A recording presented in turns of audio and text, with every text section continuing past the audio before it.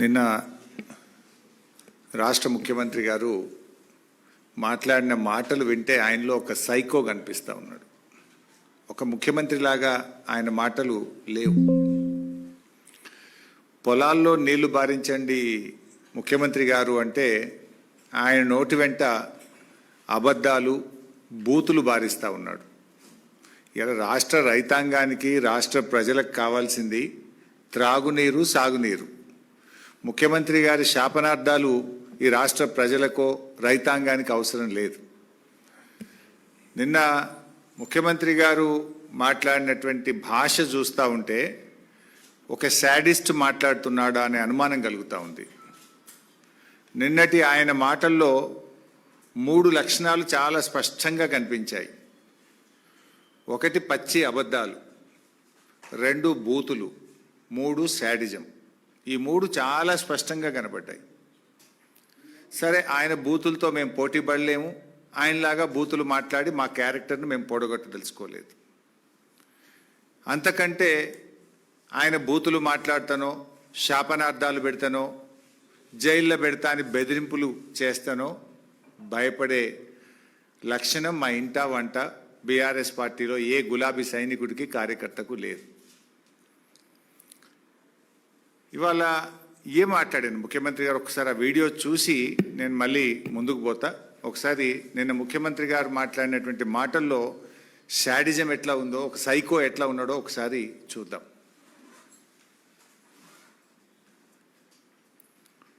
దాంట్లో దిగమను, దూకమను, రాయి కట్టుకొని దూకమను, శని పోతుంది. ఎందుకంటే ఇట్లాంటి పాపాలు చేసి ఇంకా ఎక్కువైనాయి. వీళ్ళిద్దరికి బెల్ట్ ట్రీట్మెంట్ ఇస్తే కానీ దారిలో పడరు. వాళ్ళిద్దరికి బెల్ట్ ట్రీట్మెంట్ అవసరం ఉన్నది. ఏమున్నది, వీళ్ళని కోసి రక్తం చల్లితే పంటల మీద అదే పండుతుంది. ఎందుకంటే వీళ్ళ బలుపు, కొవ్వు. చూసింది కదా, రైతుల పంట పొలాల్లో నీళ్లు బారించండి ముఖ్యమంత్రి గారు అంటే మా రక్తాన్ని బారిస్తా అని రేవంత్ రెడ్డి గారు మాట్లాడుతూ ఉన్నారు. ఇది ఒక ముఖ్యమంత్రి మాట్లాడాల్సిన భాషన? నీళ్లు కావాలని మేము అడిగితే రక్తం కావాలని రేవంత్ రెడ్డి అంటుంటు. సార్, నీకు రక్తం కావాలంటే ఇస్తాం, దానికి కూడా మేము వెనకాడటోళ్ళం ఏం కాదు. కానీ మాకు నువ్వు నీళ్ళు ఇవ్వడానికి, ఒకవేళ మా రక్తమే నీకు నీళ్ళు ఇవ్వడానికి అడ్డమైతే ఆ రక్తం ఇవ్వడానికి కూడా మేము సిద్ధంగా ఉన్నాం. ఇప్పుడు రాజకీయాల్లో విమర్శలు సహజం. ఒక ముఖ్యమంత్రి స్థానంలో ఉండి ప్రతిపక్షాల యొక్క రక్తాన్ని పంటలపై చల్లాలి, బెల్ట్తో కొట్టాలి అని మాట్లాడడం అనేటువంటిది అత్యంత జుగుత్సాకరం. ఆయన రక్త పిపాసి మనస్తత్వానికి ఇది నిదర్శనం. నేను ఎక్కడ మాట్లాడిండు? ఆయన బోధి పెవిలియన్లో మాట్లాడిండు. పేరేమో బోధి పెవిలియన్. మాటలన్నీ హింసను ప్రేరేపించి, హింసను తలపించేటువంటి మాటలు నిన్న ముఖ్యమంత్రి గారు మాట్లాడినారు. ఆ మధ్య చెప్పినాడు ఆయన హిట్లర్ తనకు ఆదర్శం. అంటే రేవంత్ రెడ్డి అందుకే హిట్లర్ తరహాలో ఒక హంతక భాష మాట్లాడుతూ ఉన్నాడు. కానీ ఒకటి మాత్రం నిజం, ఫైనల్గా పాపం పండినాడు హిట్లర్కు ఏ గతి పట్టిందో రేవంత్ రెడ్డి నీకు కూడా అదే గతి పడుతుంది. ఇదంతా ఆయన ప్రయత్నం ఏంది? భాష దేనికి మాట్లాడుతున్నాడు? ఎవడు మాట్లాడతాడు? ఫ్రస్ట్రేషన్లో ఉన్నటువంటి వాడు, విషయం లేనటువంటి వాడు, సమాధానం చెప్పలేనటువంటి వాడు. సమాధానం ఉంటే, విషయం ఉంటే, పరిజ్ఞానం ఉంటే, సత్తా ఉంటే విషయం మీద మాట్లాడతాడు. ఫ్రస్ట్రేషన్ కనబడుతూ ఉంది నీ లోపల. నువ్వు జారుడు బండ మీద జారిపోతా ఉన్నావు, నీకు ఓటమి తప్పదు అనేటువంటి ఒక ఫ్రస్ట్రేషన్లో ఊగిపోతా ఉన్నావు, బూతు భాష మాట్లాడుతూ ఉన్నావు. నిజంగా నీకు విషయం ఉంటే విషయంతో ఒప్పిస్తావు, మెప్పిస్తావు. విషయం లేదు కనుకనే బూతులను అందుకుంటున్నావు అనేది ఇవాళ రాష్ట్ర ప్రజలందరూ కూడా అర్థం చేసుకుంటా ఉన్నారు. ముఖ్యంగా ఇప్పుడు మీరు ఆ భాష చూసినారు, ఇంకా చాలా ఉన్నాయి. అసలు పిల్లలు చూస్తే, టీవీలు చూస్తే పిల్లలు ఖరాబ్ అయిపోతారు.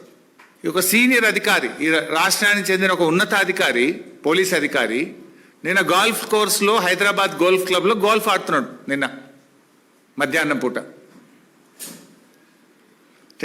ఈ రాష్ట్రంలో లా అండ్ ఆర్డర్ పరిస్థితి ఏముంది? అసలు ముఖ్యమంత్రి పాలన ఎట్లుందంటే నువ్వెట్లున్నావో నీ పరిపాలన కూడా గట్లే ఉంది. ఇప్పుడు ఆనాడు కేసీఆర్ గారు ప్రాణాలకు తెగించి చావు నోట్లోకి వెళ్ళి 11 రోజులు ఆమరణ నిరాహార దీక్ష చేసి తాను ప్రాణత్యాగానికి సిద్ధపడి కేసీఆర్ రాష్ట్రాన్ని సాధించారు. కానీ ఎన్నడూ రక్తం పారించే ప్రయత్నం కానీ ఎవరి రక్తం అడగలే కేసీఆర్ గారు. తన రక్తాన్ని ఇచ్చి తన ప్రాణాన్ని ఇచ్చి రాష్ట్రాన్ని సాధించే ప్రయత్నం చేసింది కేసీఆర్. కానీ నువ్వు ప్రశ్నించినటువంటి వాళ్ళను, రైతుల పక్షాన నీళ్ళు అడిగినటువంటి వాళ్ళను ఇవాళ రక్తం బారిస్తా, వాళ్ళను కోస్తా, వాళ్ళ రక్తం బారిస్తా అని నువ్వు మాట్లాడుతున్నావు. ఇది కేసీఆర్ గారికి నీకున్నటువంటి తేడా. ఇంత నీచమైనటువంటి వ్యాఖ్యలు చేసిన రేవంత్ రెడ్డి కనీసం నీకు నువ్వన్న టీవీలో చూసుకొని తప్పు మాట్లాడినా అని బేషరతుగా క్షమాపణ చెప్పాలని చెప్పి నేను డిమాండ్ చేస్తా ఉన్నా. ఇంకో మాట కూడా చెప్తున్నా రేవంత్ రెడ్డి, నీకేంది నువ్వు నీ సైకో మనస్తత్వం ఏంది? అంటే మమ్మల్ని తిడితేనో, మమ్మల్ని జైల్లో పెడితేనో, మా రక్తం బారితేనో రైతాంగానికి నేను నీళ్ళు ఇస్తా అంటే అందుకు మేము సిద్ధం. జైల్లో పెట్టావో పెట్టు, మా రక్తం కావాలన్నా తీసుకో, కానీ రైతులకు మాత్రం నీళ్లు పారించు. ఇప్పుడు రేవంత్ రెడ్డి నీ నోరు నీ ఇష్టం, నువ్వేమన్నా మాట్లాడుకో, కానీ నీళ్లు తెలంగాణయి. నీళ్ల విషయంలో నీ ఇష్టం వచ్చినట్లు చేస్తా అంటే కుదరదు. నువ్వేం మాట్లాడుతున్నావు? కన్నెపల్లి కట్టుకొత్తవా రేవంత్ రెడ్డి అంటే ప్రతిపక్షాల కంఠం నొక్కుతా అంటున్నావు. నువ్వు కన్నెపల్లి కట్టుకొత్తవా రేవంత్ రెడ్డి అంటే మా కంఠం నొక్కుతా అంటుంటు. నీ ఉద్దేశం ఏంది? మాకు ఉద్యమాలు కొత్త కాదు, పోరాటాలు అంతకంటే కాదు. తెలంగాణ ఉద్యమంలో అనేక సార్లు అరెస్ట్ అయినాం, జైళ్ళల్లో పడ్డాం.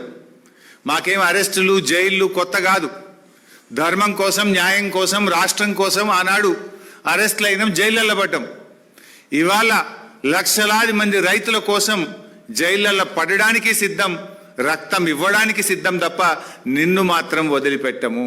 ఈ రాష్ట్రం ముఖ్యం, రాష్ట్ర రైతాంగం ముఖ్యం, రాష్ట్ర ప్రజలు ముఖ్యం, రాష్ట్ర ప్రయోజనం మాకు ముఖ్యం. మా గులాబీ సైనికులు, బీఆర్ఎస్ కుటుంబ సభ్యులు ఎవరు కూడా నీ తాటాకు చప్పులకు భయపడడానికి సిద్ధంగా లేరు. ఇలా ఈ రాష్ట్ర ప్రయోజనాలు, రైతుల ప్రయోజనాలు అనేటువంటివి ముఖ్యంగా ఇది బీఆర్ఎస్ పార్టీ రాష్ట్రం కోసం ప్రాణత్యాగాన్ని సిద్ధపడి తెచ్చినటువంటి రాష్ట్రం ఇది. ఇలా రేవంత్ రెడ్డి మాటలు, చేష్టలు, చర్యలు చూస్తూ ఉంటే ప్రతిపక్షాలను అణచివేయడం మీద ఉన్న శ్రద్ధ పగుళ్ళు పెట్టిన పంట పొలాలకు నీళ్ళు ఇవ్వడం మీద నీకు లేదు. ఇలా రాష్ట్రంలో కొన్ని చోట్ల మేము చూస్తూ ఉన్నాం, పత్తి విత్తనాలు పెట్టారు, నీళ్లు లేక పాపం వర్షాలు పడక బిందెలతో నీళ్లు చిలకరిస్తూ ఉన్నారు. నీళ్లు మోసి బిందెలతో మొక్కకు చిలకరిస్తూ దాన్ని కాపాడుకోవడానికి రైతులు తల్లడిల్లుతున్నా నీకు చీమ గుట్టినట్టు లేకపోయా.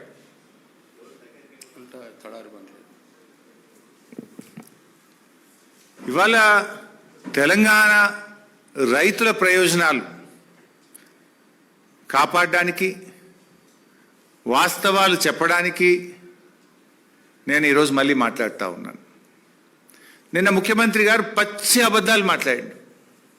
లాస్ట్ టైం కూడా నేను ఆయన అబద్ధాలు ఎట్లా మాట్లాడిండో ఒక్కటొక్కటిగా స్క్రీన్ మీద పెట్టి చూపించాను. నిన్న మళ్ళీ అవే పచ్చి అబద్ధాలు మాట్లాడిండు. నంబర్ 1, మేడిగడ్డ మీద తప్పుడు ప్రచారం. మొన్న ఏమన్నాడు మీరే చూసిండ్రు, అరే నల్లల నీళ్లుంటే కదా, నల్ల తిప్పితే కదా బిందెల నీళ్లు పట్టుకుంటాం, చెంబుల నీళ్లు పట్టుకుంటాం. రాష్ట్రంలో ఎలినినో వచ్చింది, కరువు వచ్చింది, వాననే పడతలేవు, నీళ్ళే లేవు, యాడికెళ్ళి ఎత్తాలన్నాయా అని మాట్లాడింది. మొన్న మేము ప్రెస్ మీట్ పెట్టి లైవ్లో చూపించిన, ఇక చూడు భయ్ నిన్న 1,20,000 పోయినాయి, ఇప్పుడు ఈ నిమిషానికి 88,000 పోతున్నాయని నేను మొన్న మీకు మీడియా సమావేశంలో లైవ్ టెలికాస్ట్లో పెట్టి చూపించిన. కేటీఆర్ గారు అక్కడికి వెళ్ళి స్పష్టంగా అక్కడ నిలబడి గలగల బారుతున్న గోదావరి జలాలను కేటీఆర్ గారు మీడియా సమక్షంలో కన్నేపల్లి పంప్ హౌస్ దగ్గర ఆ రోజు చూపించడం జరిగింది. దాంతో నాలుక గరుచుకొని నిన్న మళ్ళీ కొత్త రాగం అందుకున్నాడు. నిన్నేమంటాడు, లే నీళ్ళు ఉన్నాయి కానీ ఎన్డీఏసీ చెప్పేదాకా ఎత్తము అని కొత్త కథ పెడతాడు. ఇంకో మాట ఏమంటాడు ముఖ్యమంత్రి గారు అంటే, నిన్న మీరు చూసింటారు,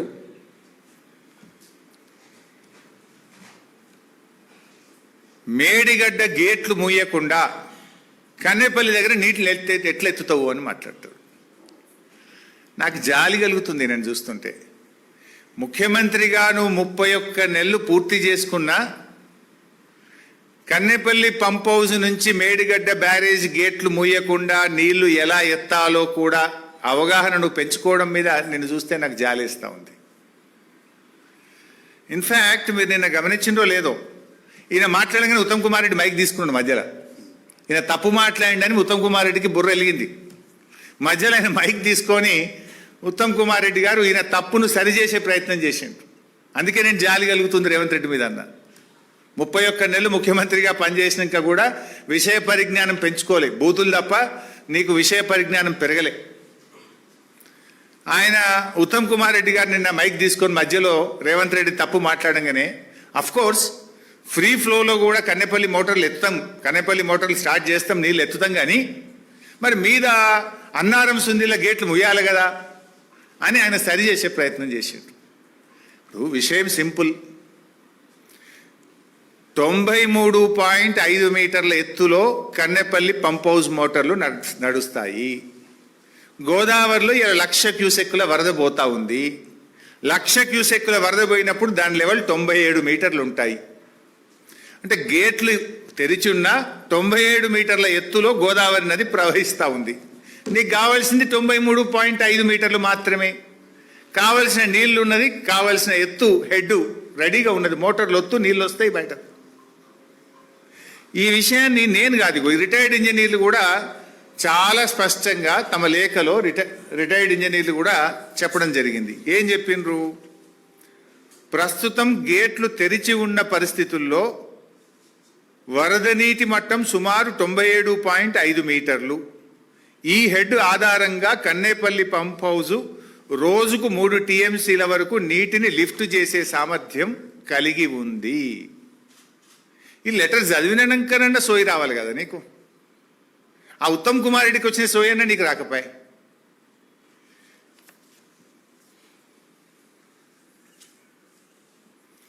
number 2,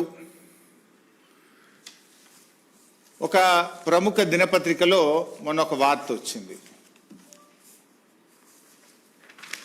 pump water from Kaleshwaram lift irrigation. ఇందులో చాలా స్పష్టంగా a senior official well versed in the issues relating to Medigadda, Annaram and Sundilla barrages said instead of waiting for full repairs, the government could adopt a simple temporary solution. All it requires is construction of a copper dam in upstream. They can store and regulate flows and water can easily be pumped from Medigadda to Annaram to Sundilla to Ellampalli. As envisaged in KLIS system, the official said, since Kaleshwaram barrages are a politically loaded issue, it is doubtful if the government would even consider such an idea. In a year like this, any water that can be used is pure gold, pure gold.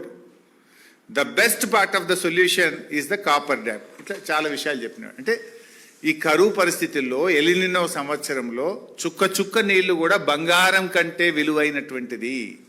నీళ్లు ఎత్తడానికి అవకాశం ఉంది అని ఒక ఉన్నత అధికారి స్పష్టంగా చెప్పారు అని ఒక ప్రముఖ దినపత్రిక రాసింది. ఓకే, రిటైర్డ్ ఇంజనీర్లు నీళ్లు ఎత్తవచ్చని స్పష్టంగా రాసినారు. నేను మొన్న కూడా చెప్పిన మీకు, తెలంగాణ నీటిపారుదల శాఖ రాష్ట్ర ప్రభుత్వానికి కూడా నీళ్లు ఎత్తొచ్చు అని అఫీషియల్గా లేఖ రాసింది. ఆ లేఖను బయట పెట్టండి. రిటైర్డ్ ఇంజనీర్లు చెప్పిండ్రు, ప్రస్తుత ఇంజనీర్లు, తెలంగాణ నీటిపారుదల శాఖ ఇంజనీర్లు కూడా మనము చిన్న కాపర్ డ్యామ్ కట్టుకొని 8.5 కోట్ల రూపాయల ఖర్చుతో నీళ్లు ఎల్లంపల్లికి తీసుకువెళ్ళొచ్చు అని తెలంగాణ నీటిపారుదల శాఖ కూడా రాష్ట్ర ప్రభుత్వానికి లేఖ రాసింది. ఆ లేఖ బయట పెట్టండి అని చెప్పి నేను అడుగుతా ఉన్నాను. అంటే రిటైర్డ్ ఇంజనీర్లు మాట్లాడితే వాళ్ళ మీద గరుస్తావు, ప్రస్తుత ఇంజనీర్లు మాట్లాడితే ఏసీబీ దాడులు చేస్తావు, ప్రతిపక్షాలు మాట్లాడితే మిమ్మల్ని కోసి రక్తం బారిస్తా అంటావు. ఇదా ఒక ముఖ్యమంత్రి మాట్లాడాల్సిన భాష? ప్రజలను ఎట్లా కాపాడుకోవాలి, రైతులను ఎట్లా కాపాడుకోవాలి, రాష్ట్రాన్ని ఎట్లా కాపాడుకోవాలనే తపన ఒక ముఖ్యమంత్రికి ఉండాలి.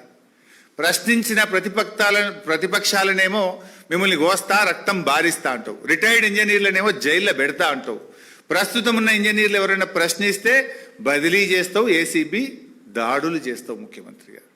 Is it the way of running the state? Will it help the state? Retired ఇంజనీర్ల రిపోర్ట్ మీద కూడా మళ్ళీ అదే అబద్ధం మాట్లాడండి. మేడిగడ్డ దగ్గర కట్టొద్దు అన్నారు, మళ్ళీ నిన్న మాట్లాడి. మొన్న నేను మీకు డాక్యుమెంట్స్ అన్నీ చూపించాను. రిటైర్డ్ ఇంజనీర్లు చాలా స్పష్టంగా రాష్ట్ర ప్రభుత్వము మా రిపోర్టును కన్సిడర్ చేసింది. ఇది రిటైర్డ్ ఇంజనీర్లు ఇచ్చిన ఫస్ట్ రిపోర్ట్. ఇందులో మేడిగడ్డ ఫీజబుల్, కట్టొచ్చు అని చెప్పారు. This is the second report. Second రిపోర్ట్లో ఎంత స్పష్టంగా అంటే, ఇన్ అవర్ రిపోర్ట్ డేటెడ్ ఇది 7/4/2015 on barrages on Godavari and Pranahita reverse we have recommended the construction of barrage on main Godavari river near Medigadda and lifting 160 TMC of water directly to Midmane reservoir is not possible due to prohibitive cost and time consumption, and also has to pass through coal belt areas. Then, after submission of our report, Government of Telangana has dropped the proposal of taking water direct from Medigadda to Midmane reservoir and is now being taken to Sripada Ellampalli project following Godavari river, utilizing all the packages from 6, 7, 8. మా సూచన ఆధారంగానే direct తీసుకుపోవడాన్ని మార్చి వరుస బ్యారేజీలు కట్టి ఎల్లంపల్లికి తీసుకుపోతున్నారు అని ఇంత స్పష్టంగా చెప్తే, retired ఇంజనీర్లు కట్టొద్దన్నారు మేడిగడ్డ దగ్గర, నాట్ ఫీజబుల్ అంటే ఒక అబద్ధాన్ని 100 సార్లు వెళ్ళవేస్తే నిజమైద్దా రేవంత్ రెడ్డి గారు? వాళ్ళు ఇంత స్పష్టంగా, ఇది అఫిడవిట్, ఇది ఉత్తగా రాసిచ్చిన కాగితం కాదు. జస్టిస్ ఘోష్ కమిషన్కు నోటరైజ్డ్ అఫిడవిట్ ఇచ్చింది రిటైర్డ్ ఇంజనీర్లు. దీన్ని కూడా నువ్వు మాట్లాడితే ఇది పచ్చి అబద్ధం కాదా రేవంత్ రెడ్డి గారు? ఇక వాళ్ళు పాపం ఉన్న విషయం బయట పెడితే జైల్లో పెడతా, మిమ్మల్ని లోపలేస్తా అంటే నీకేం ప్రాబ్లం అవుతుంది? ఇవాళ రిటైర్డ్ ఇంజనీర్లు చెప్పినట్టు మోటార్లు ఆన్ చేసిన, తెలంగాణ ఇరిగేషన్ ఇంజనీర్లు డిపార్ట్మెంట్ పనిచేస్తున్న ఇంజనీర్లు చెప్పినట్టు మోటార్లు ఆన్ చేసిన, ఇంతకాలం కాంగ్రెస్ పార్టీ చేసినటువంటి దుష్ప్రచారం అంతా ఉత్తదే అని తేలిపోతామని, ప్రజల ముందు మేము ఇంతకాలం చల్లిన బురద, చేసిన దుష్ప్రచారము తెలిసిపోతుంది అనేటువంటి దాంతోని ఈగోలకు పోయి, జిద్దుకు పోయి మీరు ఇలా నీళ్ళు ఇవ్వకుండా అడ్డుపడతా ఉన్నారు. ఇది ఒక విషయం.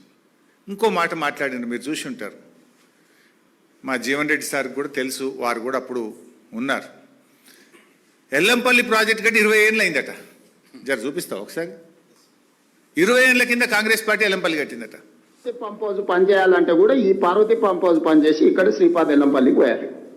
శ్రీపాద ఎల్లంపల్లి నుంచి ఇంకా మీకు తెలుసు మిగతా నీళ్ళు ఎట్లా పోవాలి. ఎందుకంటే 20 ఏళ్ళ నుంచి శ్రీపాద ఎల్లంపల్లి పని చేస్తూనే ఉంది. హైదరాబాద్కి తాగనీక నీళ్ళు శ్రీపాద ఎల్లంపల్లి నుంచే తెచ్చుకున్నాం. 20 ఏళ్ళ నుంచి ఎల్లంపల్లి పనిచేస్తూనే ఉందట. నువ్వు ముఖ్యమంత్రి కనుక, నువ్వు ఆ కుర్చీలో కూర్చున్నావు కనుక నువ్వేం మాట్లాడినా చెల్తుందా? అంటే ప్రజలు అంత అమాయకులు అనుకుంటున్నావా? నువ్వు అబద్ధాలు మాట్లాడితేగా నువ్వు ఏం చెప్తా, ముఖ్యమంత్రి చెప్పిండు కదా ఇది కరెక్టే అని అనుకుంటారు ప్రజలు అని నువ్వు భావిస్తున్నావా? ప్రజలు నీకంటే, నాకంటే, మనందరికంటే తెలివైనటువంటి వాళ్ళు.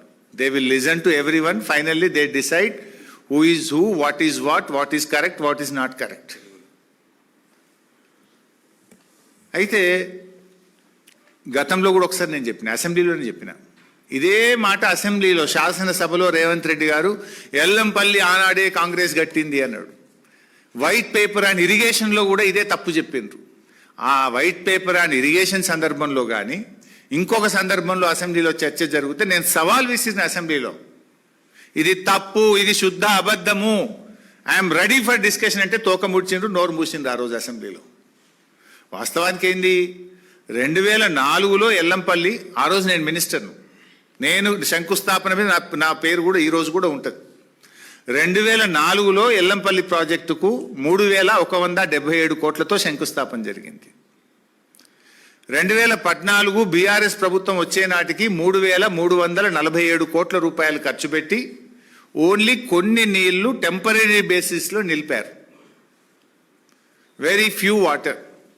కారణం ఏంది అంటే ఆడ R&R పూర్తి కాలే, ల్యాండ్ ఎక్విజేషన్ పూర్తి చేయలే. తెలంగాణ వచ్చిన తర్వాత నీటిపారుదల శాఖ మంత్రిగా మేము వచ్చే నాటికి 18,700 ఎకరాలే భూసేకరణ జరిగింది ఎల్లంపల్లిలో. మేము వచ్చిన తర్వాత 27,387 ఎకరాలకు భూసేకరణ పూర్తి చేసినాం. ఆల్మోస్ట్ 10,000 ఎకరాల భూసేకరణ బీఆర్ఎస్ ప్రభుత్వం చేసింది. అదేవిధంగా R&R అంటే ఎవరి అయితే ఊర్లు మునిగిపోతున్నాయో ఇండ్లు కట్టాలో కాంగ్రెస్ ప్రభుత్వం ఉన్న నాటికి 1,448 ఇండ్లు మాత్రమే కట్టింది. 1,448.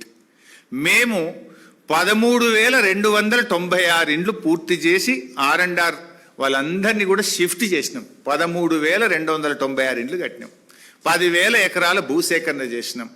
రాయపట్నం బ్రిడ్జ్, కరీంనగర్ ఆదిలాబాద్ మధ్య అత్యంత కీలకంగా ఉన్న రాయపట్నం బ్రిడ్జిను యుద్ధ ప్రాతిపదికన పూర్తి చేసినాం. ఇవన్నీ చేయడానికి బీఆర్ఎస్ ప్రభుత్వం 2,052 కోట్ల రూపాయలు ఎల్లంపల్లి ప్రాజెక్టు మీద ఖర్చు చేసింది. 2,052 కోట్లు బీఆర్ఎస్ ప్రభుత్వం ఖర్చు చేసి ఎల్లంపల్లిలో 20 టీఎంసీలు నింపి హైదరాబాద్కు నీళ్లు తెచ్చినాం. ది గ్రేట్ రేవంత్ రెడ్డి ఏమంటాడు, కాంగ్రెస్ గట్టింది, 20 ఏళ్ల నుంచి నీళ్ళు హైదరాబాద్కు వస్తున్నాయి. నోరా అమ్మోరా, నిన్ను ఎట్లా నమ్మాలి అసలు? ఒక్కటన్నా నిజం మాట్లాడతావని నేను నమ్ముతాడా నిన్ను? 2016 తర్వాతనే బ్యారేజ్ పూర్తి స్థాయిలో బీఆర్ఎస్ ప్రభుత్వం వినియోగంలోకి తీసుకురావడం జరిగింది. ఇవాళ నిజంగా ఇష్యూ ఏంటంటే ఎల్లంపల్లి ఎంత ఇంపార్టెంట్ అంటే it's not just irrigation water. Yellampalli మీద ఎన్టీపీసీ ఆధారపడ్డది. ఎల్లంపల్లి మీద సింగరేణి థర్మల్ పవర్ స్టేషన్ ఆధారపడ్డది. ఎల్లంపల్లి మీద హైదరాబాద్ మంచినీళ్ళు ఆధారపడ్డాయి. ఎల్లంపల్లి మీద రామగుండం మున్సిపాలిటీతో పాటు ఆ పరిసర ప్రాంతాలు మంచిర్యాల, అటు మంచిర్యాల జిల్లా, ఇటు రామగుండం పెద్దపల్లి జిల్లా డ్రింకింగ్ వాటర్ దాని మీద ఆధారపడ్డది. అండ్ అట్లా ఎల్లంపల్లి మీద అనేక జిల్లాలకు కూడా నీళ్లు వెళ్తాయి. ఇవాళ ఎల్లంపల్లిలో ఉన్న వాటరు హార్డ్లీ 7-8 టీఎంసీ ఉంది. డెడ్ స్టోరేజ్ 3 పోతే 4-5 ఉంటాయి. ఈ 4-5 టీఎంసీలతో ఏం చేస్తావు? రేపు కరువు వస్తే, ఎలినినో వచ్చింది, రేపు కరువు వస్తుంది అని అంటున్నారు. ఎన్టీపీసీ విద్యుత్ ఉత్పత్తి చేయడానికి ఒక సంవత్సరానికి 5 టీఎంసీలు కావాలి. సింగరేణి థర్మల్ పవర్ ప్లాంట్లో విద్యుత్ ఉత్పత్తి ఆగొద్దు అంటే సంవత్సరానికి 5 టీఎంసీలు కావాలి. హైదరాబాద్ మంచినీళ్లకు ఎల్లంపల్లి నుంచి 10 టీఎంసీలు కావాలి. లోకల్ డ్రింకింగ్ వాటర్కు 2 నుంచి 3 టీఎంసీలు కావాలి. ఇప్పుడు అటు ఉన్నాయి డెడ్ స్టోరేజ్ తీసేస్తే 4-5 కూడా లేవు. నువ్వు పందాలకు పోయి పంటింపులకు పోతే రేపు కరెంటు ఉత్పత్తి కూడా ఆగిపోయి రాష్ట్రం అంధాకారమయ్యే ప్రమాదం ఉంది మిస్టర్ రేవంత్ రెడ్డి. చీకటిమయమయ్యే ప్రమాదం ఉంది. హైదరాబాద్ నగరం త్రాగునీరు లేక ఇబ్బందులు పడే పరిస్థితి కనబడతా ఉంది. How do you address this issue? పాప నిన్న ఒక జర్నలిస్ట్ అదే అడిగిండు, మరి కరువు వస్తుంది కదా, ఎలినినో వస్తుంది, ఎట్లా నువ్వు అడ్రస్ చేస్తావు అంటే, సమస్యను ఎట్లా తీరుస్తావు అంటే, వాళ్ళని కోసి రక్తం జిమ్ముతే పంటలు పండుతాయి అని రేవంత్ రెడ్డి మాట్లాడతాడు. ఒక జర్నలిస్టు ఈ కరువు పరిస్థితుల్లో ఈ కరువును నువ్వు ఎట్లా ఎదుర్కొంటావు, వాట్ ఈజ్ యువర్ స్ట్రాటజీ అని ఒక జర్నలిస్ట్ అడిగితే వాళ్ళని కోసి రక్తం జిమ్ముతా అంటాడు. ఇదా ఒక ముఖ్యమంత్రి మాట్లాడేది? సమస్యను అర్థం చేసుకుంటలేవు నువ్వు. రేపు ఎన్టీపీసీకి 5 టీఎంసీలు కావాలి, సింగరేణి పవర్ ప్లాంట్కి 5 టీఎంసీలు కావాలి, హైదరాబాద్ మంచినీళ్ళకి 10 టీఎంసీలు కావాలి, రామగుండం మంచిర్యాల్ ఆయా జిల్లాలకు త్రాగునీటికి 3 టీఎంసీలు కావాలి. అక్కడ ఉన్నాయా 4-5 లేవు. ఇప్పుడు మనం నీళ్లు ఎత్తి తెచ్చుకొని సమస్యను పరిష్కారం చేసుకునే దిశగా ఆలోచిస్తావా? రాజకీయాలకు పోయి పందాలకు పట్టింపులకు పోయి సమస్యను జటిలం చేసి రాష్ట్రాన్ని అంధకారం చేస్తావా? హిట్లర్కు నీకున్న తేడా ఏంది? హిట్లర్ అదే కదా చేసింది, పిచ్చి పనులు. ఇక ఇంకొక ఇంపార్టెంట్ ఇష్యూ నిన్న ఆయన మాట్లాడతాడు. అసలు బీఆర్ఎస్ వచ్చిన తర్వాత ఒక్క ప్రాజెక్టు కట్టలే, 1 ఎకరాన్ని నీళ్ళు ఇయ్యలే. కాంగ్రెస్ చేసిన కృషి వల్లనే ధాన్యం ఉత్పత్తిలో దేశంలో నంబర్ 1 అయినమాట. మొత్తం కాంగ్రెసే కట్టిందట. కాంగ్రెస్ కృషి వల్లనే దేశంలో తెలంగాణ నంబర్ 1 అయింది. ఒక్క ప్రాజెక్ట్ కూడా బీఆర్ఎస్ కట్టలేదట, 1 ఎకరాన్ని నీళ్ళు ఇయ్యలేదట. నేను రేవంత్ రెడ్డి మాట్లాడతాడు. బీఆర్ఎస్ 10 ఏళ్లలో 48,74,000 ఎకరాలకు నీళ్ళు ఇచ్చింది. 48,74,000 ఎకర్స్. అంతకుముందు కాంగ్రెస్ 10 ఏళ్ళ అధికారంలో ఉంది రాష్ట్రంలో. 10 ఏళ్ల కాంగ్రెస్లో వాళ్ళు ఇచ్చింది 6,64,000 ఎకరాలు. 10 ఏళ్ల కాంగ్రెస్ పాలనలో 6,64,000 ఎకరాలు. 9.5 ఏళ్ల బీఆర్ఎస్ కాలంలో 48,74,000 ఎకరాలకు మేము నీళ్ళు ఇచ్చినాం. రేవంత్ రెడ్డి కావాలంటే ప్రాజెక్ట్ వైజ్ కూడా పంపిస్తా. కొత్త ఆయకట్టు 17,24,000 ఎకరాలు, మిషన్ కాకతీయ కానీ స్టెబిలైజేషన్ ఆఫ్ ప్రాజెక్ట్స్ కింద 31 లక్ష ఎకరాలు కలిపితే 48,74,000 ఎకర్స్కు బీఆర్ఎస్ ఇచ్చింది. ఇంత పచ్చి అబద్ధం నువ్వు మాట్లాడొచ్చునా? అరే నీ జిల్లా, నీ మహబూబ్ నగర్ జిల్లాలోనే 10 లక్షల ఎకరాలకు నీళ్లు బారిచ్చినాం. కల్వకుర్తి, నెట్టంపాడు, భీమా, కోయిల్ సాగర్ 4 ప్రాజెక్టులు తెలుగుదేశం కాంగ్రెస్ 30 ఏండ్లు మీరు ఆ ప్రాజెక్టులు కడితే 30 ఏండ్లలో మీరు ఇచ్చింది 46,000 ఎకరాలు. మేము ప్రాజెక్ట్ సైట్ల దగ్గర నిద్రపోయి రాత్రింబవళ్ళు కష్టపడి 6.5 లక్షల ఎకరాలకు నీ మహబూబ్ నగర్ జిల్లాలో ఆ 4 ప్రాజెక్టుల కిందనే 6.5 లక్షల ఎకరాలకు ఇచ్చినాం రేవంత్ రెడ్డి. అడుగుపోయి కల్వకుర్తికి నీళ్ళు ఎవరు తెచ్చిండ్రో, ఎవరు బారిచ్చిండ్రు అడుగు. మా లక్ష్మారెడ్డి అని ఉన్నాడు ఇక్కడ. జడ్చెర్లకు కానీ నాగర్ కర్నూలు కానీ నీళ్లు బారిచ్చింది ఎవరు? ఒక్క ఎకరానికి నీళ్ళు ఇవ్వలేదు. మొత్తం కాంగ్రెస్ హయాంలో చేసిన ప్రాజెక్టులతోనే ఇంత పంట పండింది అని నిన్న రేవంత్ రెడ్డి గారు మాట్లాడుతూ ఉన్నారు. నేను స్ట్రైట్ క్వశ్చన్ మీ ద్వారా ఈ ప్రభుత్వాన్ని రేవంత్ రెడ్డి గారిని అడుగుతా ఉన్నా. 2014-15 బీఆర్ఎస్ వచ్చిన మొదటి సంవత్సరం ఈ రాష్ట్రంలో పండిన వరి ధాన్యం ఎంత? 68 లక్షల మెట్రిక్ టన్నులు. మొదటి సంవత్సరం 68 లక్షల మెట్రిక్ టన్నులు పండింది. కానీ బీఆర్ఎస్ ప్రభుత్వము కేసీఆర్ గారి కృషి వల్ల చెరువులు బాగు చేయడము, పెండింగ్ ప్రాజెక్టులు పూర్తి చేయడము, తుమ్మిళ్ళ లిఫ్ట్ కట్టడము, భక్తరామ్ దాస్ లిఫ్ట్ కట్టడము, ఇట్లా అనేక దేవాదుల ప్రాజెక్టును పెద్ద ఎత్తున పనులు పూర్తి చేయడము, దీనివల్ల 2023-24 నాటికి 2,60,00,000 టన్నుల వరి ధాన్యం పండింది. 2014-15లో మరి అంతా కాంగ్రెసే చేసి ఉంటే 64 లక్షలేమో ఆ రోజు పంట పండింది, 64 లక్షల మెట్రిక్ టన్నులు. మేము దిగిపోయే నాటికి 2,60,00,000 మెట్రిక్ టన్నులు పంట పండింది. మరి ఎట్లా పండింది? ప్రాజెక్టులు కట్టినాం కనుక, చెరువులు బాగు చేసినాం కనుక, లిఫ్ట్ ఇరిగేషన్లు పూర్తి చేసినాం కనుక, నీళ్ళు ఇచ్చినాం కనుక, రైతు బంధు ఇచ్చినాం కనుక, మనము 24 గంటల నాణ్యమైన కరెంట్ ఇచ్చినాం కనుక, సకాలంలో ఎరువులు ఇచ్చినాం కనుక, పండిన పంటను మద్దతు ధరకు కొన్నాం కనుక, రైతుకు అనేక రకాల మేలు చేసినాం కనుక మరి 68 లక్షల నుంచి 2,60,00,000 మెట్రిక్ టన్నులకు ధాన్యం ఉత్పత్తి పెరిగింది. ఈయన గారు అంటాడు అంత మేమే చేసినాం, వీళ్ళు ఏం చేయలేదు అంటాడు. అది నోరమ్మోరా? ఇంకా ఇంకా ఇంకా మంచిగా అర్థం చేసుకోవడానికి 2014-15లో రాష్ట్రం ఏర్పడ్డ మొదటి సంవత్సరము రాష్ట్రంలో సాగు విస్తీర్ణం, వరి సాగు విస్తీర్ణం 34,97,000 ఎకరాలు. 2023-24 నాటికి రాష్ట్రంలో వరి సాగు విస్తీర్ణం మేము దిగిపోయే నాటికి 1,18,00,000 ఎకరాలకు పెరిగింది. మరి ఎట్లా పెరిగింది? 34 లక్షల నుంచి 1,18,00,000కి ఎట్లా పెరిగింది? చెప్పు సమాధానము. అంటే మేము ప్రాజెక్టులు కట్టడం వల్ల, ఇరిగేషన్ ప్రాజెక్టుల మీద పెద్ద ఎత్తున రాష్ట్ర ప్రభుత్వం కృషి చేయడం వల్ల ఇంత సాగు విస్తీర్ణం పెరిగింది. ఇలా వరి సాగు విస్తీర్ణం పెరిగినా, మరి పంటల ఉత్పత్తి పెరిగినా కూడా 2,60,00,000 మెట్రిక్ టన్నులకు ఉత్పత్తి పెరిగినా దానికి బీఆర్ఎస్ ప్రభుత్వం చేసిన కృషి అనేది వాస్తవం. కానీ రేవంత్ రెడ్డి గారు పచ్చి అబద్ధాలు మాట్లాడుతూ నిన్న కూడా రాష్ట్ర ప్రజల్ని తప్పుదో పట్టించే ప్రయత్నం చేసినారు. ఇంకో విషయం కూడా ఆయన నిన్న ఒక తప్పును ప్రచారం చేసే ప్రయత్నం. మేము సరే మేడిగడ్డ అయితే మూయాల్సిన అవసరమే లేదు గేట్లు, అన్నారం సుందిళ్ళ బ్యారేజీలు ఒకవేళ మూసి నిర్మిస్తే భద్రాచలం కొట్టుకపోద్ది అంటాడు ఈయన. భద్రాచలం కొట్టుకపోతుంది, 48 ఊర్లు మునిగిపోతాయి అంటాడు. మీరు జర్నలిస్టులు, విజ్ఞానవంతులు అర్థం చేసుకోగలుగుతారు. రాష్ట్ర ప్రజలకు కూడా నేను మీ ద్వారా విజ్ఞప్తి చేస్తా ఉన్నా. Simple, very simple. 2022లో 28 లక్షల క్యూసెక్కుల వరద వచ్చిన భద్రాచలంకు 48 గ్రామాలకు వచ్చిన 30 లేదు. 28 lakh క్యూసెక్స్. పోయిన సంవత్సరం 15 లక్షల క్యూసెక్కుల వరద వచ్చిన మేడిగడ్డ తట్టుకొని నిలబడ్డది. భద్రాచలం కానీ ఆ 48 గ్రామాలకు ఇబ్బంది జరగలేదు. సరే, అన్నారం సుందిల్ల ఎన్ని నీళ్ళు నిలుపుతాము? 5 టీఎంసీలు అన్నారంలో, సుందిల్లలో ఒక 5 టీఎంసీలు నింపాలి. నింపితే మనకు మోటార్లకు నీళ్లు అందుతాయి. ఇది నిన్న రేవంత్ రెడ్డి చెప్పిండు, నేను చెప్పింది కూడా కాదు. అన్నారంలో 5 నింపాలి, గేట్లు ముయ్యకపోతే ఎట్లా నింపుతావు, అవి కిందికి జారుతాయి అన్నాడు. ఇంజనీర్లు, నీ తెలంగాణ నీటిపారుదల శాఖ ఇంజనీర్లు, రిటైర్డ్ ఇంజనీర్లు అందరూ చెప్పే మాట, అన్నారం సుందిల్లా గ్రౌటింగ్ జరిగింది, అవి పటిష్టంగా ఉన్నాయి, వాటికి ఇబ్బంది లేదు.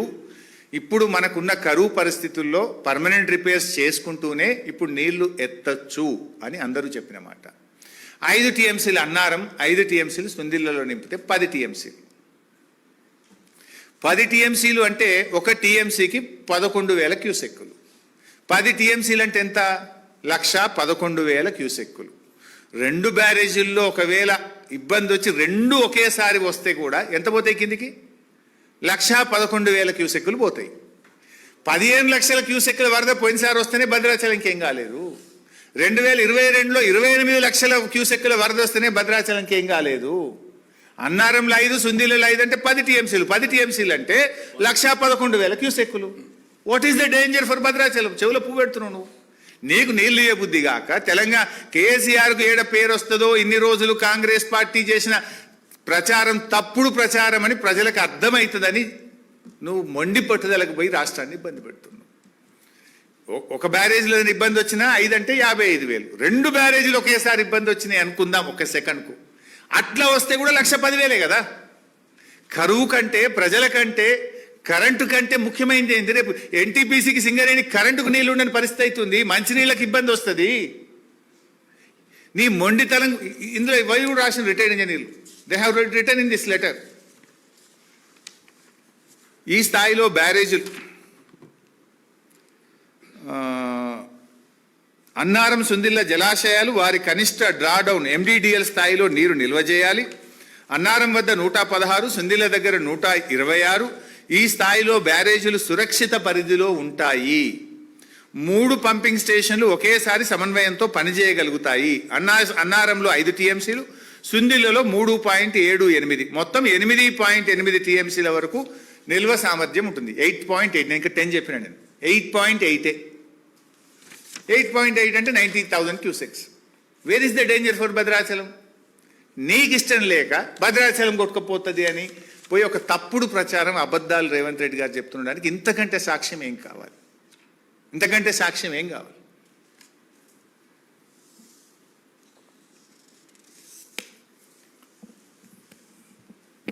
బేసికల్లీ నేను ఇంకో విషయం మాట్లాడాను, మన పట్టిసీమ గురించి కూడా రేవంత్ రెడ్డి గారు మాట్లాడింది.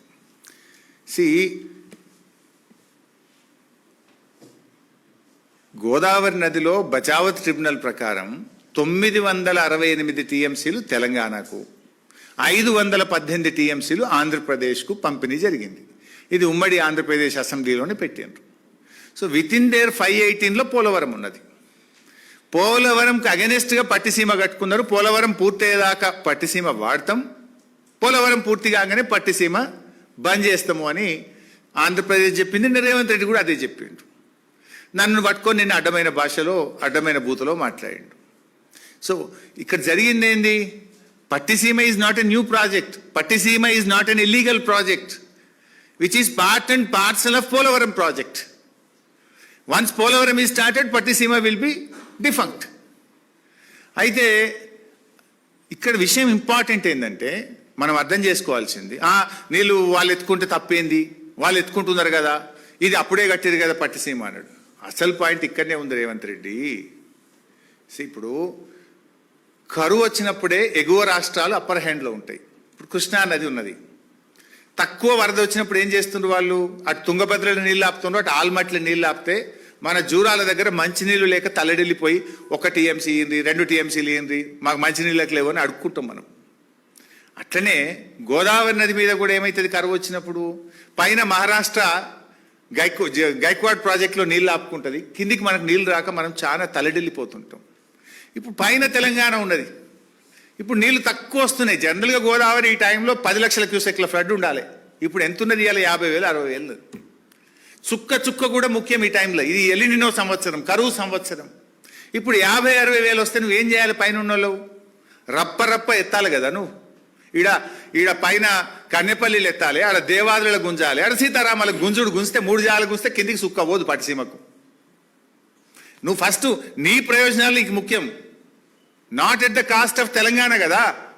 నువ్వు రప్ప గుంజితే ఈడ 33,000 క్యూసెక్కులు గుంజచ్చు, కనేపల్లి దేవాదుల కాడ 2,500 క్యూసెక్కులు గుంజచ్చు, సీతారామ కాడ 11,000 గుంజవచ్చు. మొత్తం 3 గుంజి పారేస్తే కింద ఆడేడు నడుస్తాయి పట్టిసీమ పంపులు.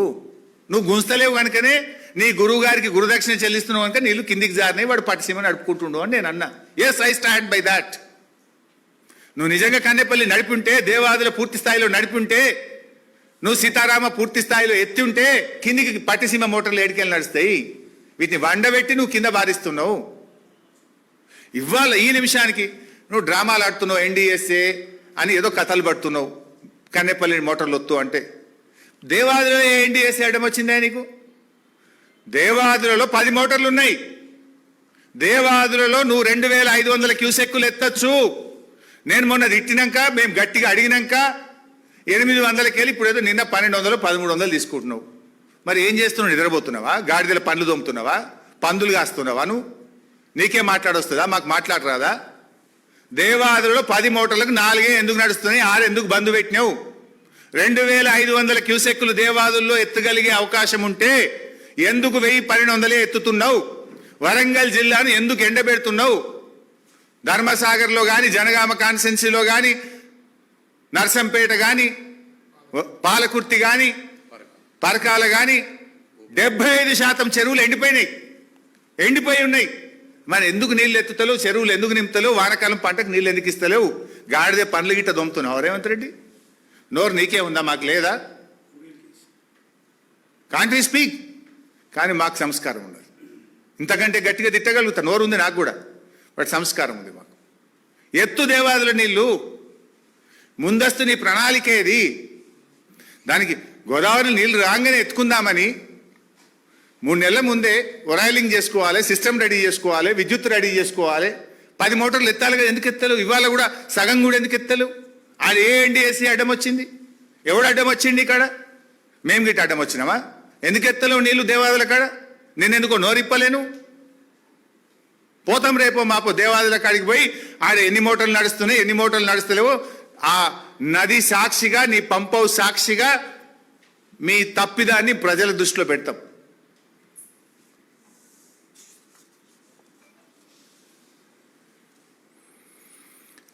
ఇక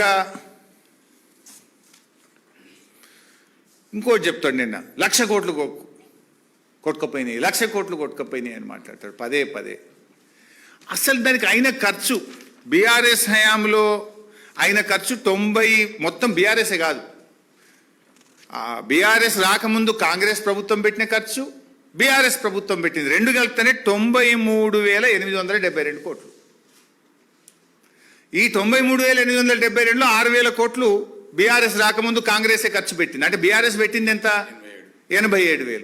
వీళ్ళు 1,00,000 కోట్ల అవినీతి జరిగిందంటారు. ఖర్చు పెట్టింది 87,000 కోట్లు, 1,00,000 కోట్ల అవినీతి జరిగిందని రాహుల్ గాంధీ నుంచి రేవంత్ రెడ్డి దాకా అదే పాడిందే బాట, పాస్వాన్ల బాటలు ఎక్కువ ఉన్నది.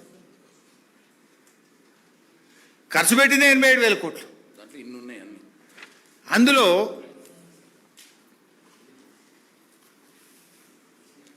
అసలు ఇన్ఫాక్ట్ వాళ్ళ మామ, ఆయన పేరేదో ఉంటుంది, సూదిని పద్మారెడ్డి గారే చెప్పిండు, అరే 1,00,000 కోట్ల అవినీతి జరగాలి, ఖర్చు పెట్టింది 87,000, ఇది 1,00,000 కోట్లు ఆడికెళ్ళి అవుతుందని నీకు పిల్లనిచ్చిన మామని పద్మారెడ్డే చెప్పిండు. ఆ వీడియో కావాలంటే పంపుతా, చూసుకోసారి. నీ మామ చెప్పినాక కూడా నీకు బుద్ధి వస్తలేదా? అరే రేవంత్ రెడ్డి తప్పు మాట్లాడుతుండు, నా అల్లుడు తప్పు మాట్లాడుతుండు, నా అల్లుడికి మెదడు దొబ్బింది, ఖర్చు అయింది 87,000, 1,00,000 కోట్లు అని తప్పు మాట్లాడుతుండే నీ మామనే ముట్టుకేలేసింది కదా నీకు.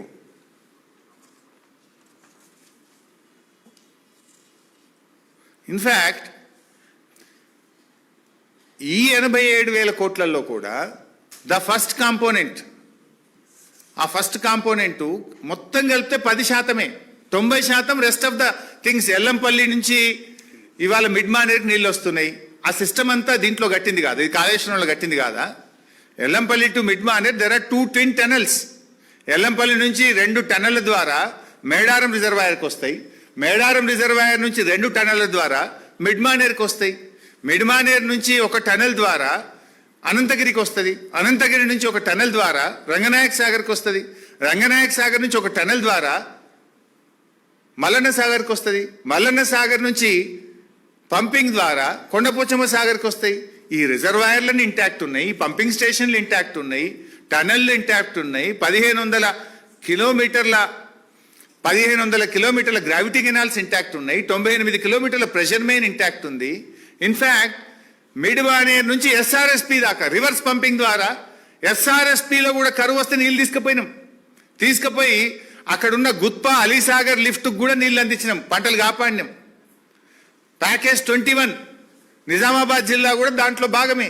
ఇవన్నీ ఇంటాక్టే ఉన్నాయి. నిర్మల్ జిల్లాలో కూడా ప్యాకేజ్ 28 ఉన్నాయి, అవన్నీ ఇంటాక్టే ఉన్నాయి. అంటే 87,000 కోట్లలో 10% మేడిగడ్డ టు ఎల్లంపల్లి, మిగతా 90% ఎల్లంపల్లి అండ్ అబో అదన్నీ వాడుకుంటున్నావు కదా. పోయిన సంవత్సరం వాడినావు, అంతకుముందు సంవత్సరం వాడినావు, మొన్న 3 నెలల కింద కూడా వాడినావు. మళ్ళీ చెప్తున్నాం మేము, Kaleshwaram the most beautifully designed project. దీనికి 3 సోర్సులు ఉంటాయి. ప్రపంచంలో ఏ ప్రాజెక్ట్కైనా ఒక సోర్స్ ఉంటుంది, but Kaleshwaram has got 3 sources. మంచిగా కాలమైతే ఫుల్ వర్షాలు పడితే మిడ్ మానేర్ నుంచి మాత్రమే మోటార్లు నడుపుతాం. సో దట్ 50% మోటార్లే నడుస్తాయి, 50% కరెంట్ బిల్ వస్తుంది. యావరేజ్ రెయిన్ఫాల్ పడి మధ్యస్థమైనటువంటి వర్షాలు పడితే ఎల్లంపల్లి నుంచి మోటార్లు నడుపుతాం. దాదాపు 60-70% మాత్రమే మోటార్లు నడుస్తాయి, కరెంట్ బిల్ వస్తుంది. కరువు వచ్చినప్పుడు ఎక్కడ నీళ్లు లేనప్పుడు ఉండేది మేడిగడ్డ, అక్కడి నుంచి మోటార్లు ఆన్ చేస్తే 100% సిస్టమ్ పనిచేస్తుంది. గత 2 సంవత్సరాలు యావరేజ్ అబో యావరేజ్ ఉన్నాయి కనుక పైన సిస్టమ్ నడిపిన కాళేశ్వరంది. భువనగిరి యాదాద్రికి కూడా నీళ్ళు ఇచ్చినాం. భువనగిరి యాదాద్రిలో కూడా కాళేశ్వరం నీళ్లతోనే పంటలు పండినాయి. నువ్వు అది లేదు అని ఒక పచ్చి అబద్ధాన్ని పదే ప్రచారం చేస్తావు. Even in this 10%, Kannepalli pump house, Sundilla pump house, Annaram pump house 3 are intact. ఈ 3 బ్యారేజీల్లో మేడిగడ్డలో 85 పియర్స్, అన్నారంలో 66 పియర్స్, సుందిల్లలో 74 పియర్స్. సుందిల్ల బ్యారేజ్ ఇంటాక్ట్ ఉందని అసెంబ్లీలో అడిగిన క్వశ్చన్కు నువ్వే ఆన్సర్ ఇచ్చినావు ఉత్తమ్ కుమార్ రెడ్డి. అసెంబ్లీలో కోదండ రామ్ గారు క్వశ్చన్ అడిగింది, whether it is fact that experts opinion that Sundilla and Annaram barrage may collapse as Medigadda barrage. No sir, Medigadda లెక్క అన్నారం సుందిల్ల కూలిపోతాయా, ఏమైనా ఇబ్బంది ఉందా అంటే ఏం ఇబ్బంది లేదు అని అసెంబ్లీలో ఉత్తమ్ కుమార్ రెడ్డి గారు ఈ రాష్ట్ర ప్రభుత్వం ఇచ్చిన సమాధానం. ఇదే ఉత్తమ్ కుమార్ రెడ్డి గారు తుమ్మిడిహట్టి టు సుందిల్లా, ఇది నీ స్టేట్మెంట్, ఇది నా స్టోరీ కాదు, ఇది మీ కాంగ్రెస్ పేపరే, వెలుగు పేపరు. తుమ్మిడిహట్టి టు సుందిల్లా. మరి సుందిల్ల కూలేపోతే సుందిల్లకు నువ్వు ఎందుకు తెస్తున్నావు నీళ్ళు? కూలేపోతే అది పనికే రాకపోతే సుందిల్లకు నీళ్ళు తెస్తాను ఎట్లా అన్నావు? It is intact.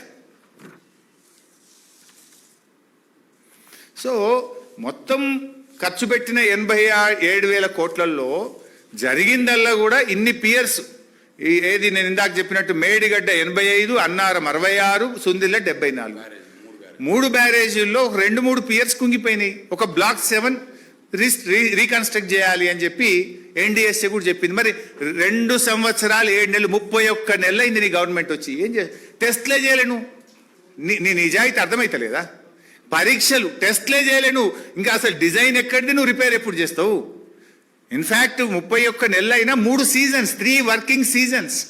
జనరల్గా ఎప్పుడు నదిలో పనిచేయగలిగేది మనము జనవరి టు జూనే.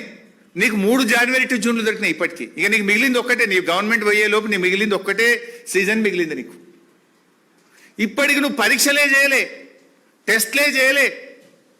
నువ్వు టెస్ట్లు పూర్తి కావాలి, డిజైన్ కావాలి, దాన్ని పని చేయాలి. అంటే నీకు చేసే ఉద్దేశం లేదు అనేటువంటిది అలా రాష్ట్ర ప్రజలు అర్థం చేసుకుంటా ఉన్నారు. సో 1,00,000 కోట్లు కొట్టుడు పోయింది అనేది కూడా పిచ్చి వాదన. నీ మామగారు చెప్పిండ్రు, జరిగింది 87,000 కోట్లు. అందులో సిస్టమ్ 95% సిస్టమ్ ఈజ్ ఇంటాక్ట్. తర్వాత ఇంకో విషయం కూడా ఈయన గారు నిన్న ఏమంటాడంటే, మేము చాలా ఎక్స్పర్ట్స్ని పెట్టినాం, ఆర్మీకి ఇంజనీర్లను తెచ్చినాం, ఆర్మీ ఇంజనీర్లను తెచ్చినాం, నేషనల్ ఎక్స్పర్ట్స్ని తెచ్చినాం, అసలే పీక్ పడేస్తున్నాం మేము, మా అంత పని ఒకటి చేసిందే లేదు.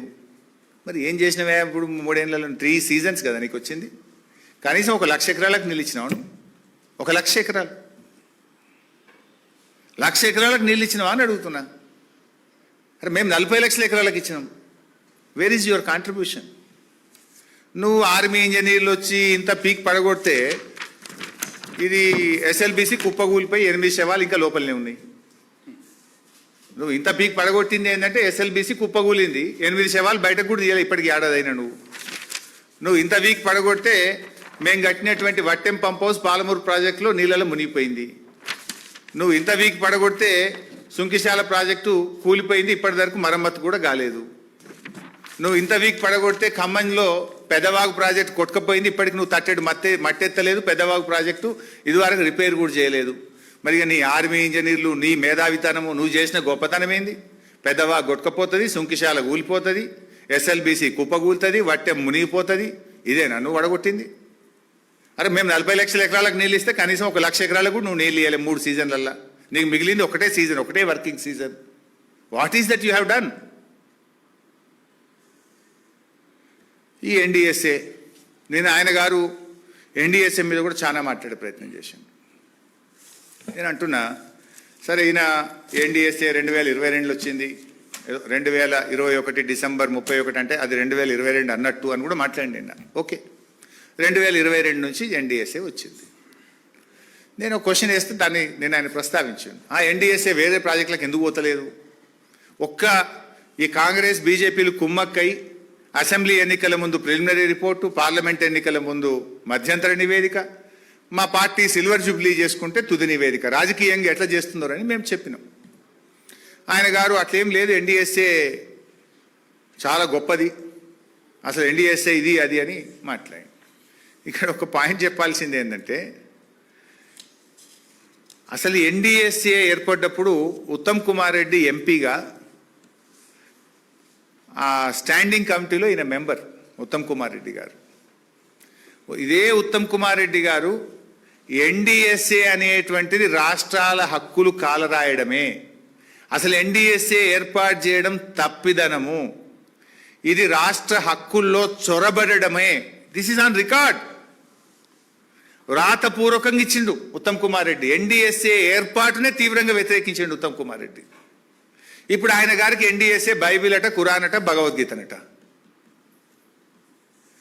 ఇన్ఫ్యాక్ట్ దిస్ ఎన్డిఎస్ఏ, సరే నువ్వు అన్న కూడా 2022లోనే వచ్చింది. 2022లో మన మేడిగడ్డ మీద రిపోర్ట్ ఇచ్చిన ఎన్డిఎస్ఏ చైర్మన్ చంద్రశేఖర్ అయ్యర్, అతుల్ జైన్, వీళ్ళిద్దరూ పోలవరం ప్రాజెక్టులో పనిచేశారు. వీళ్ళిద్దరూ పోలవరం ప్రాజెక్టులో పనిచేసినప్పుడు పోలవరం కొట్టుకుపోయింది, 7,000 కోట్ల రూపాయల నష్టం జరిగింది. డేట్లు కూడా చెప్తా. 2022లో ఎన్డిఎస్ఏ వచ్చిన తర్వాత డౌన్ స్ట్రీమ్ కాపర్ డ్యామ్ కొట్టుకుపోయింది, డయాఫ్రేమ్ వాల్ కొట్టుకుపోయింది, functional failure of upstream coffer dam కొట్టుకుపోయింది, scouring of dump hill bund at spillway and approach channel restoration 1000 కోట్ల రూపాయల నష్టం జరిగింది, slope failure of spilling channel, failure of spoil banks, ఇది 500 కోట్ల నష్టం జరిగింది, dewatering charges for failure of both coffer dams 500 కోట్ల డ్యామేజ్ నష్టం జరిగింది, damage of failures of guide bund on spillway 350 కోట్ల నష్టం జరిగింది. మొన్న latest 15 August 2025 failure of upstream coffer dam ఇన్నిసార్లు కొట్టుకుపోయింది. వీడికి ఎన్డిఎస్ఏ ఎందుకు పోదు? తెలంగాణలో మేడిగడ్డకు నష్టం జరిగితే 3 రోజులకు వచ్చింది ఎన్డిఎస్ఏ, ఇది 3 ఏళ్ళైనా పోతలేదు. 2022లో మీరు ఏర్పడ్డారు, ఇవాళ 2026, 4 ఏళ్ళైంది. 4 ఏళ్ళైనా ఎందుకు ఎన్డిఎస్ఏ పోతలేదు వీడికి? మరి గమ్మత్ ఏంటంటే కట్టింది మీరే, ఎన్డిఎస్ఏను హెడ్ చేస్తున్నది మీరే. ఈ పోలవరం కట్టినటువంటి చంద్రశేఖర్ అయ్యర్ ఎప్పటి నుంచి ఎప్పటిదాకా పనిచేసిండు అంటే పోలవరంకు 2019 నుంచి 2022 డిసెంబర్ అంటే ఆల్మోస్ట్ 2023, 2019 నుంచి 2023 దాకా పోలవరంను కట్టించింది చంద్రశేఖర్ అయ్యర్. ఈయననే ఎన్డిఎస్ఏ ఒక రిపోర్ట్ ఇచ్చింది. ఇంకొక ఆయన అతుల్ జైన్, ఈయన కూడా పోలవరం ప్రాజెక్టులో 2024 జూన్ దాకా పనిచేసిండు. ఈయన ఫైనల్ రిపోర్ట్ ఇచ్చిండు. నేను అడుగుతున్నా, మరి మీ రిపోర్ట్లు మీరే ఇచ్చుకోవాలి కదా. మరి పోలవరం కట్టింది మీరే, కూల్చింది మీరే, మీ హయాంలోనే కూలింది, మరి ఈడికి కూడా ఎన్డిఎస్ఏ రిపోర్ట్ ఇవ్వాలి కదా. అంటే రాజకీయం చేస్తున్నారు మీరు. ఇది ఇక్కడనేమో మీరు 7,000 కోట్ల నష్టం జరిగితే సైలెంట్గా మరమ్మతులు చేసుకుంటున్నారు, ఫటాఫట్ పని చేసుకుంటున్నారు, పోలవరాన్ని ముందుకు తీసుకుపోతున్నారు. కానీ కాళేశ్వరం లేని పండబెడుతున్నారు. మేడిగడ్డ మరమ్మతు చేయకుండా మీరు కాంగ్రెస్ బీజేపీలు కుమ్మక్కై ఇవాళ పగా ప్రతీకారం తీసుకొని తెలంగాణ రైతు ప్రయోజనాలను రాష్ట్ర ప్రయోజనాలను దెబ్బతీసే ప్రయత్నం చేస్తున్నారు. ఎస్, మళ్ళీ మా ప్రశాంతన మళ్ళీ గుర్తు చేస్తున్నారు. 2022 జనవరి నుంచి ఎన్డీఎస్ఏ ఏర్పడ్డది కదా. 2022 జనవరి తర్వాత ఎన్డీఎస్ఏ ఏర్పడ్డ తర్వాత 6 సార్లు కూలింది పోలవరం. 6 సార్లు డ్యామ్ ఫెయిల్యూర్స్ అయినాయి. 6 సార్లు అయినా ఎన్డీఎస్ఏ పోలే. ఇప్పటికి 4 ఏళ్ళైనా ఎన్డీఎస్ఏ మర్రి చూస్తలేదు. ఇదే గోదావరి నది, అది ఇంకెక్కడో కాదు, మేడిగడ్డ కిందనే ఉంటుంది. ఇదే గోదావరి నది మీద కట్టిన పోలవరంకు మాత్రం పోదు. ఇది అఫీషియల్ రికార్డ్, ఇన్ఫర్మేషన్ యాక్ట్లు తెప్పించింది, నథింగ్ సీక్రెట్. 7,000 కోట్ల నష్టం తీసుకుపోయినేమో జైలు వేయరట. ఆ 7,000 కోట్ల నష్టం తీసుకొచ్చి నష్టం చేసినోడు వచ్చి ఎన్డీఎస్ఏ రిపోర్ట్ ఇస్తాడు మేడిగడ్డ మీద 3 పిల్లర్లకు.